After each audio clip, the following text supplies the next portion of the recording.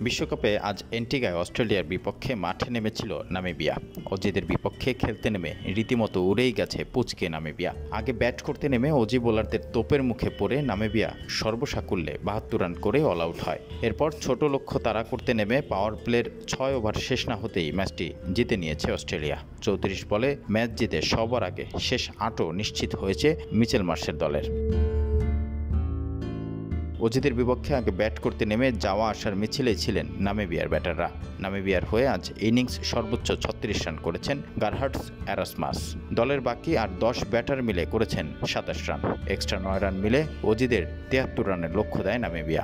জবাবে ব্যাট করতে নেমে শুরু থেকেই আগ্রাসী ছিলেন ডেভিড ওয়ার্নার এবং ট্রাভিস হেড। ওয়ার্নার ৮ বলে ২০ রান করে ফিরলেও দ্রুত জয় তুলে নিতে কোনো বেগ পেতে হয়নি অজিদের। ট্রাভিস হেড ১৭ বলে ৩৪ রান এবং মিচেল মার্শ ৯ বলে ১৮ রান করে ৫.৪ ওভারে জয় নিশ্চিত করেন। এদিকে ৩৪ বলে ম্যাচ জিতে বেশ কিছু রেকর্ড গড়েছে অস্ট্রেলিয়া।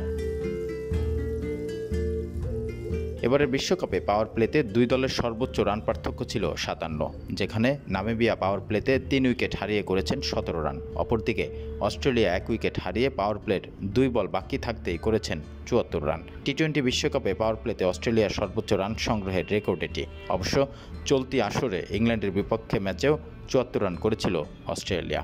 নামিবিয়ার বিপক্ষে ৩৪ বল ব্যাট করেই আজ লক্ষ্যে পৌঁছে গেছে অস্ট্রেলিয়া। বিশ্বকাপে সবথেকে বেশি বল হাতে রেখেই জয়ের তালিকায় এটি আছে ২ নম্বরে। আর এ তালিকায় সবার উপরে এখনও আছে শ্রীলঙ্কা। ২০১৪ সালে বাংলাদেশে অনুষ্ঠিত বিশ্বকাপে নেদারল্যান্ডের বিপক্ষে ৯০ বল হাতে রেখেই জয় তুলে নিয়েছিল লঙ্কান ক্রিকেটাররা।